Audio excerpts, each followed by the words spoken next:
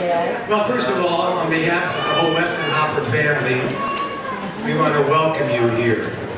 My name's Stan Freese. I met Lee Westenhofer September 17, 1971.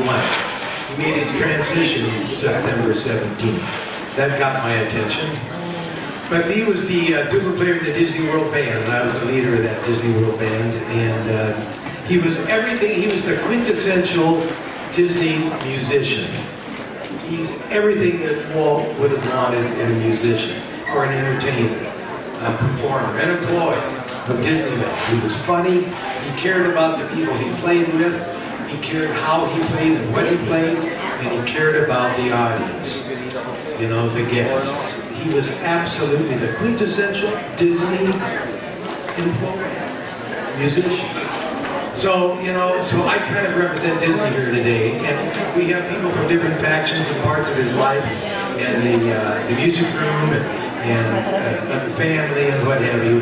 So, what I would like to do right now, we've got 3 or 4 people that the family has decided they'd like to come up, say a little something, and Glenn is going to be the first one. And he's been Westy's friend for over 30 years, Glenn Ash. So if you, yeah, just step over the tubas here.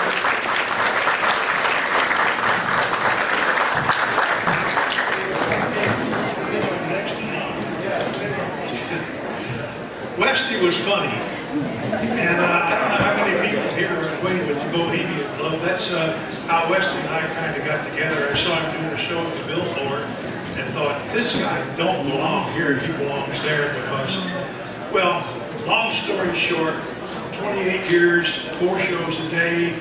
We did somewhere between 1,000 and 1,500 shows together, so I kind of knew him. And just to throw a few little funny things at you that he did in the past, and Sharon Hubbard even knows these things. We were doing a show for the Vanderlip people. They own, or did own, about 2/3 of the peninsula down there in Battlesburg. So, what happened, we were doing the show, Westy was doing the sound. We were all up there just at the table where the upper crust dressed to the knowledge, right? Westy's running the sound, Levi's and a t-shirt, and we're chanting like you won't believe, right? And I went over to the side, I said, what are you gonna do? What are you gonna do? And I said, get Westy. So I went over to Westy, listen, here's what we got. The show's dying, we need help. He says, I'm not dressed. I said, they don't care, they want talent. Westy goes out there, now here's Miss Vanderlip. And she, oh, remember Marx Brothers? Okay, she looked like Margaret Dumont. You know, head of the aristocratic thing, she didn't understand the thing. But there she is sitting by herself in this here old iron bench, and everybody else is all out there, they're having their little number and that. And Westy gets up there and does the thing that John does about the way that the fricatation all started doing bubbles. Now you've all heard bubbles. She sat there like the movie Spartacus, her face started falling apart. You know. First of all, she went, and the more the people laughed on her side, she just couldn't help it anymore. Now she's really laughing. Then the tears started coming down. Then she started beating on the bench. And once Westy knew he had her, boy, he just kept on going. Every time she'd look up, he'd go, and she, woo! Anyway, that's one story. Another story that I like. Freddie Travelina was doing a show to about 30 guys inside a room, and Westy just got out of bed, and he came out, and he was standing by the edge, and he had a sandwich in his mouth. And here's Freddie Travelina was explaining the palace to everyone in England. He said, and here we have in the 16th century, so when he's doing the English thing, right? And Wesley steps out with the half-closed eyes and a mouth full of food easily. Yeah, right? And Freddie Travelina looked at him and said, and there's Father Jerome. Without batting an eye, Westy turned and blessed him. Now he's got Freddie. So every time Freddie would start in on something new, he could, like he was doing or he did that anymore. That's another story. And the one that Bill Dean and all of the guys in Bohemia would enjoy, they thought it would be funny one morning to about 5 a.m. These tubas reminded me of it. If Westy would do the Indian love call inside our camp, run across the road and answer it. Yeah, so here at 5:30, everyone's sleeping and you hear.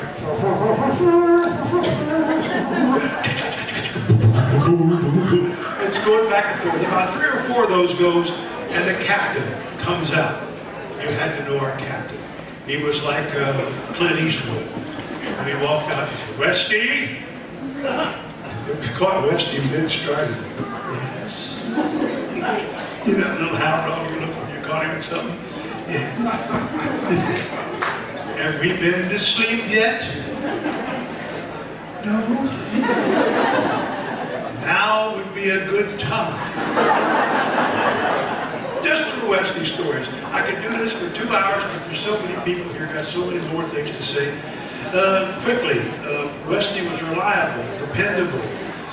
There's probably nobody here that he hasn't done some huge favor for. I can't walk 10 feet from the house without seeing something he did for me. And I guess the best thing to say about him, he was everyone's friend. He was mine.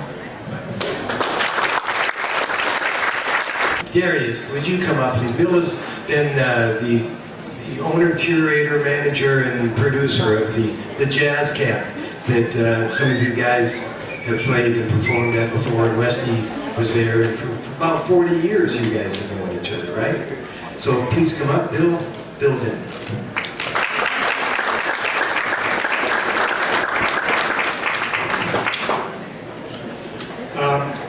I wrote this down at the request of a gentleman from the American Rag who wanted some reminiscence about Westy. And I remember at camp, he would corner somebody in the kitchen. He'd maneuver you. And then he would tell you whatever story it was that he wanted to tell. And you know this, you've experienced it. And I thought about what that came from, and I know exactly what it was. It was that Lee Westenhofer was one of the most curious people you would ever want to meet. He loved to learn stuff. He loved technical stuff and mechanical stuff.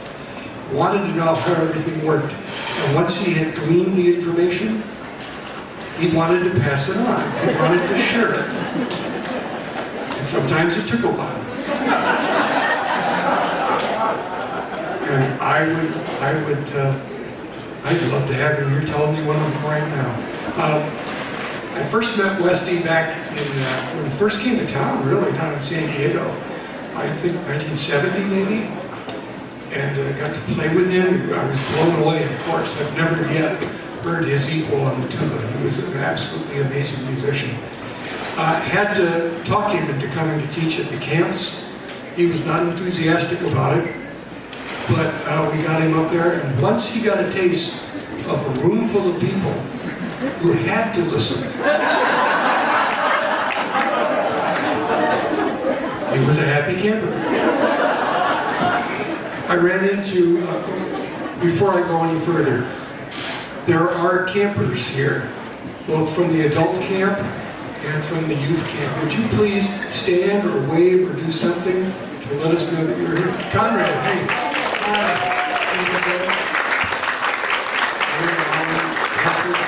Westy had an enormous effect on people at the camp. I was playing a job Thursday night up in Sacramento, and a trumpet player came in who had been at the camp 15 years ago.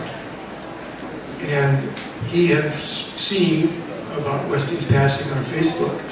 And he told me, he said, of all the teachers that I had at the jazz camp in the 3 years that I attended, he said, the most important thing I ever learned was from Westy. I said, what was that? How to fix a radiator? He said, Westy told our band, once we had gotten our tune that we were working on, we got it tight, we got it together, we had everything right. He said, great, you're playing the music really great. Now, how are you going to entertain? And that stayed with that young man. He's gone to New York and worked there and done a good job of making a career in music. And credits Westy with that. I want to tell you 2 other quick things. First, I want to tell you about the nun and the pliers.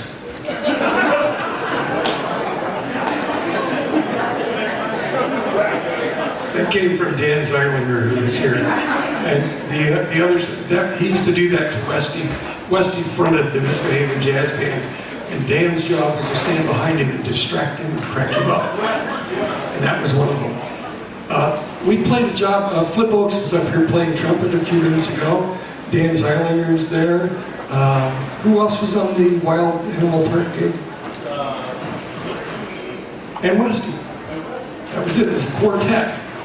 Flip Oaks, Westy Westenhofer, and Dan Zeilinger. And I told the audience, I said, you realize this is only a 4-piece band, but we weigh as much as the average 7-piece band. And we played in a dining area, and we loved, Westy would take requests. People had no idea he was going to play it on his hand.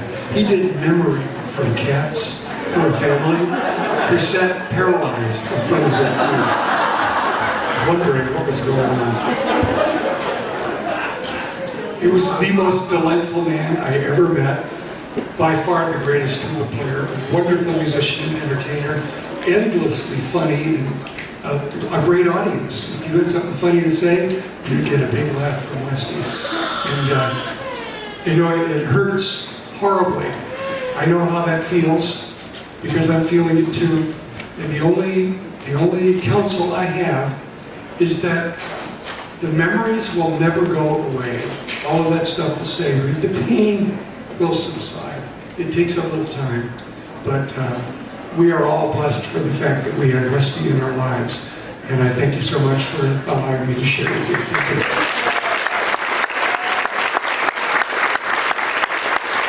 Peter the Cactus Cowboys, an actor, voiceover, all-around good guy and great friend of Lee Westenhofer's, ladies and gentlemen, Will Ryan. Thank you, Stan. I think for those of you who came in late, to summarize Stan's comments earlier, Westy was funny. And if I can try to summarize Bill's comments, Westy was capable of being long-winded, which is appropriate for a tuba player. And you know, one thing I learned from Westy is to be prepared, is to, if you're doing any kind of thing in public, be prepared. And that's why I prepared this speech.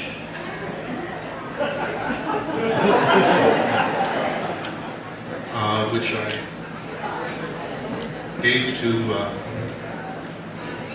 Eric, do you have the speech? Okay, yes. Eric Westenhofer, ladies and gentlemen.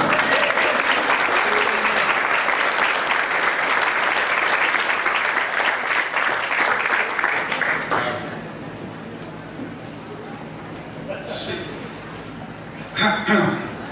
I'd like to say a few words about our pal Westy. Inequality of income and wealth in the United States has been growing steadily over the past 40 years, but the Wall Street crash of 2007 really brought disparity out in the open for all to see, as Main Street faced unemployment and foreclosure, while Wall Street faced fatter paychecks and shockingly huge bonuses. Wait a minute. Eric, this is the Pope's speech. Would you bring me my speech?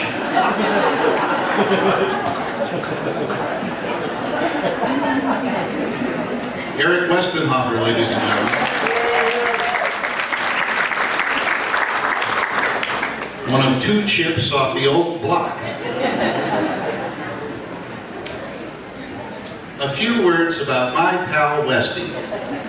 I first saw Westy on television. It was a special about the songs of California, and it starred the Palm Springs Yacht Club and Steve Allen, and it was terrific.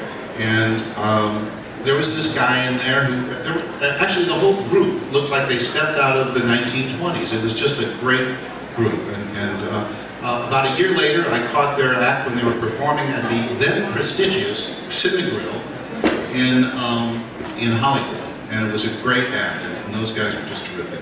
A couple of years later, I started working with John and Westy in the recording studio, and Westy could play so many instruments and just enjoyed the crazy songs I was writing so much that a lot of the songs that we recorded were just me and Westy.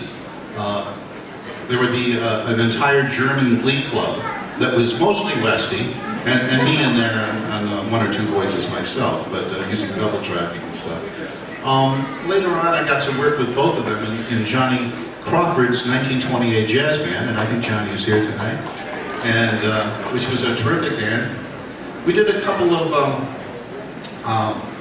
years of the Golden Boot Awards, which kind of foreshadowed a band that I later on performed. Because one day I had been to New York producing a show for Jim Henson Productions. I was back in town and I looked around and I thought, if I could do anything in the world, what would I do? And I realized I'd want to be in a band with John and Westy. That would be like the greatest thing. So I started a band with John and Westy. And we started performing at the Steve Allen Theater. Perhaps you recall that. And that kind of led to this band that's still going. It's called Will Ryan and the Cactus County Cowboys. And working with Westy kind of became the de facto music director of the band, and doing all the lead sheets and wrangling a lot of things that had to be wrangled. And just Westy's professionalism and his humor, his sense of humor, and his excitement about talent was just wonderful to behold. I remember he kept telling me about this girl he met in jazz camp. She was 14 years old and she could play anything you put in front of her. She played clarinet. She'd only been playing for, I think, a year and a half at the time. Her name was Chloe Fiorenzo.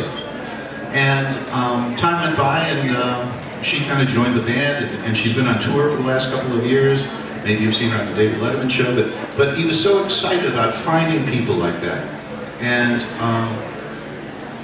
recently, there are three singers called the Saguaro Sisters, who he felt the same way about. And I think we're going to hear a little something with them later on as well. They're here. You know, the Palm Springs Yacht Club toured the country. They opened for the Smothers Brothers, Julie Anderson. And I saw them once opening for the Smothers Brothers, and then after the intermission, the brothers were out, and Tommy Smothers mentioned offhandedly that Westy was a jet pilot, which surprised his brother Dickie. You know, he kind of contested that, but Tommy said, no, it's true. Westy told me so himself. So, you know, so Westy, a jet pilot, who knew? You know, but actually Westy was a member of royalty. And I know that for a fact because I'm the one who declared it. The Emperor of the F Clef. That's just one of the titles he had. I have a few others I'd like to mention. The Ace of Bass, the Paderewski of the tuba, the Quadruple Duke of the double-belled euphony, the Slapsy Maxi of the spit valve, and of course, as we all know, the co-inventor and past master of bilabial fricatation. And most importantly of all, Westy's greatest title, our pal, Westy.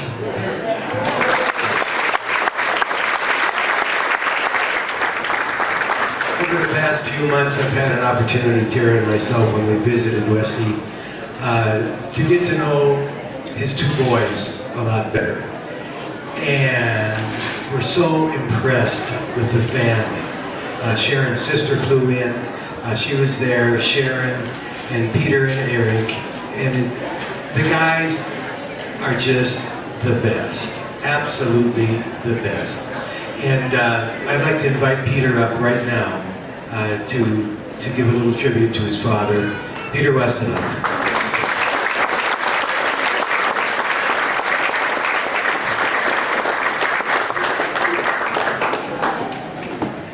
Thank you, Steve.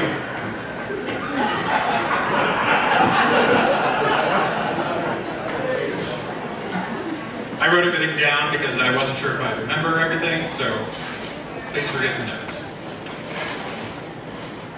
Oh yeah, thank you all for coming today. And again, special thanks to all of our speakers and musicians and all the individuals that actually put this together on behalf of the entire family and extended family in attendance today and all across the country. We'd like to say thank you for all your love and support. Thank you, Billy. I hear you. Thank you. Thank you, Scott. And it's been an overwhelming and humbling experience for us. I thought I would share some lighthearted moments of my dad, since that would probably make him smile most. It goes without saying, but I was, and still am, in awe of my dad. I know many of you were similarly smitten with the one known as Westy. But my brother and I really thought he was Superman in everything. From his can-do attitude of how to fix a car using only a paperclip and a Twizzler, and his mental catalog of song lyrics from obscure 1930s songs, to his unending love and devotion to his friends and family, and his passion for all things musical. This man was a bear, and he grabbed life with both hands. And he was also a literal bear. I mean, like his forearms were like Popeyes. He only needed to grab the back of your arms slightly, and you'd instantly be incapacitated. I mean, you were on the floor apologizing now for any transgressions you might do in the future. Sometimes you just needed the suggestion that Dad was going to grab your arm, and you'd be like, oh no, I will make amends as quickly as possible, and run to the other room, never to do it again. But he was one of the most kind and compassionate people that I've ever known. He was also a very emotional guy, as you probably know. He felt everything. On the day I was born, my father cried, and my mother ordered a tuna fish sandwich. True story. He loved everyone unconditionally. There was no, what will you do for me? If you needed him, he would drop everything, he'd be there. Flat tire, he's there. Need to lay hardwood floor, fix your car, build a fence, fix your computer, build a chicken coop, another true story. Sing inappropriate lyrics to songs, and there were many. He was there, and always with a smile on his face and in his heart. I will really miss being able to call him at all hours, and I do mean all hours, with either a computer question to pick me up, or just to say, hi, and I love you. And speaking of cars, my dad was a daredevil. We'd often joke that our dad had rockets in his car. No joke, he could get from San Francisco home or some far-flung destination in always 2 to 3 hours. And as kids, let alone adults, we were amazed. I mean, he didn't drive recklessly, far from it. Rather, he very calmly and confidently took the road like a Formula One driver would, and stayed in the zone from A to B. From the endless traveling to gigs to driving himself up to Bohemian Grove, always to save money. He was comfortable in the car, and it seems quite appropriate when you consider that he worked at the Ford Motor Company in his youth, along with his dad, my grandpa, Will. My mom and dad spent a lot of time in the car. He would happily drive her around Michigan in their youth, sometimes driving around for hours until he dropped her off for classes the next morning. Or more recently, just driving around the city of Orange, around the circle, to see the sights. They had a lot of adventures in the car. Back in their college days, after my dad initially saved my mom when the car broke down, he started showing up more frequently, just to do things for her, just to be around her. He even told her after their first official date, a trip to the Elias Brothers Big Boy, less, that they should move in together. According to my dad, he knew this is the girl he was going to marry. Understandably, my mother wasn't too sure if the tuba player, who sometimes jumped up on tables and acted like a gorilla, was the right guy for her. But the situations they got into became the stuff of legend, and she was eventually won over. A quick flashback, if you don't mind, to their youth. One December evening, my dad had come over to Eastern Michigan to the field house, and he seriously bumped his head while helping tear down decorations for one of my mom's sorority events. Now, when he asked my mom later if she'd like to go for a ride, I think she, rather guiltily or reluctantly, said, sure, why not? And they got in the car. Now, if you can picture the scene, it's December in Ann Arbor. My father's driving a 1960s Studebaker, and had just returned from moving a piano to Ding's sandwich shop. So he had this trailer attached to the back of his car and says, hey, let's go look at Christmas lights. And he reluctantly drove off in a Studebaker with a trailer in tow. So as they started driving, he kept mentioning, my head's hurting. I feel dizzy and unwell, probably from a concussion. And my mom wondered if he's okay, is he really hurt? All while inching closer and closer to the passenger door. And they decide to pull over and take a break for a minute, when all of a sudden they see police lights in the back window. My mom is mortified. She's never been pulled over for anything. When an Ann Arbor police officer reached the window, he asked, so what are you doing here? My dad shoots back, well, officer, I was moving a piano to Ding's sandwich shop, and I got hit in the head while moving some decorations. So why are you stopping here? You two better move along. My dad put the car in gear without saying another word, and they decided to keep driving around to see more decorations. A few minutes later, go by, my dad's head's hurt again. And, now my mom feels like he's just playing around. Maybe he just wants to pull over. But he could also be in pain. All right, we should pull over. So they're now in a completely different neighborhood. Well, almost immediately, more police lights out the back of the road. And now my mother contracts even closer to the passenger window. A Washtenaw County sheriff comes up to the car and says, what you doing? Dad again. Well, my head was hurting and we were just looking out at Christmas lights. Well, what do you do with that trailer? Well, I was out moving a piano. Wait. I'm gonna have to stop you right there. We've had a number of Christmas tree thefts in this area, and you, pointed at my dad, you are prime suspect number 1. Honestly, I had to move a piano to a place called Ding's. We both go to Eastern Michigan. Well, I think you better get home. Okay, and they set them on their way, and they went home. Now, I'm unclear how the rest of the evening ended, but I imagine that the car ride was rather quiet back to my mother's dorm. Despite being stuck in the car with this prime suspect number 1, my mother did stick by this goofy tuba player and soon learned what we all know. The only criminal thing about my dad was that he was extremely loving, talented beyond words, and unflappably loyal. He was the total package, and they would continue to have a loving partnership for 46 years of marriage. Now, yes.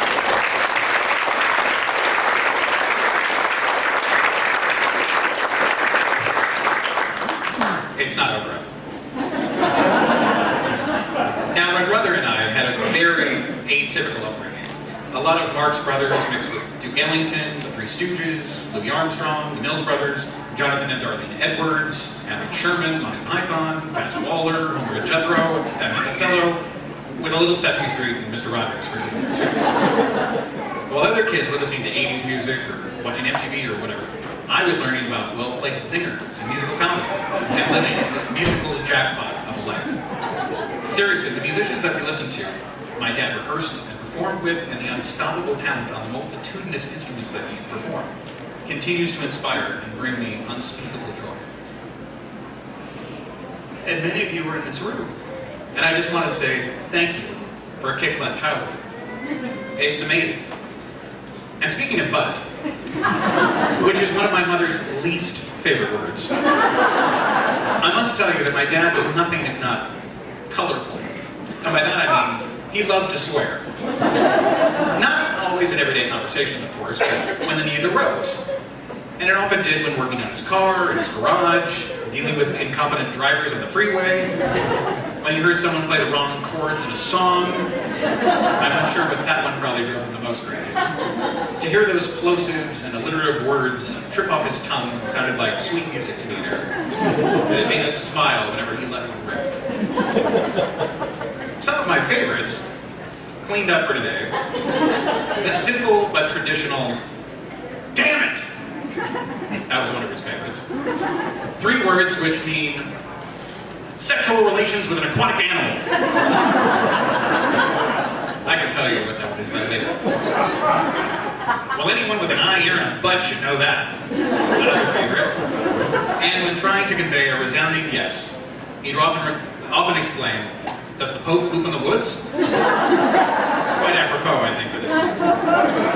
And he knew just what to say to bolster you during the dark times, too. I remember when I was a young kid and I wasn't succeeding in school like some of my peers.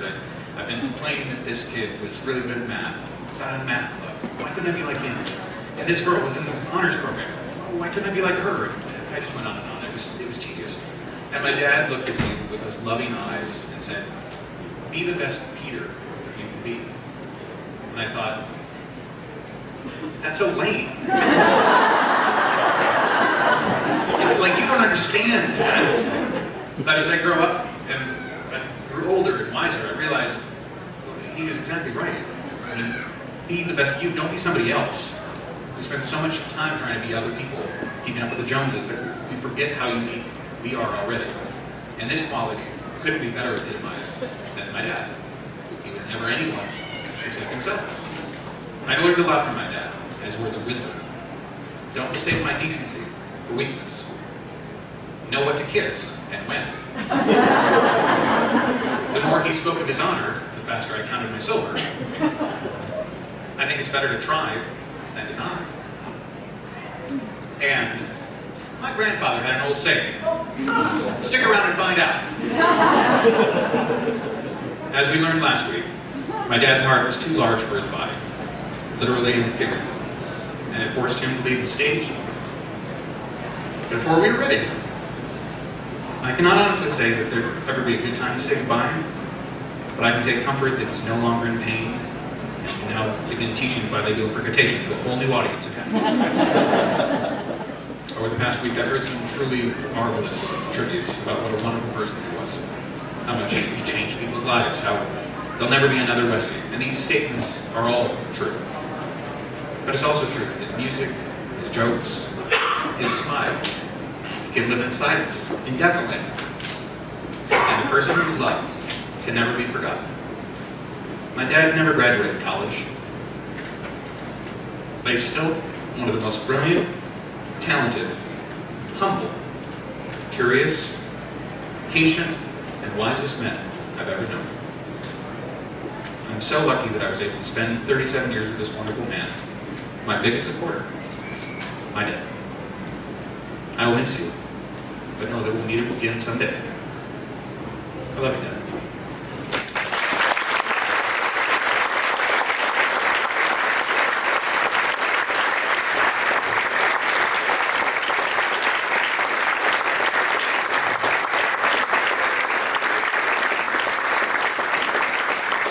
You know, I want everybody to stand up and give Lee Westenhofer a standing ovation. This is for Westy.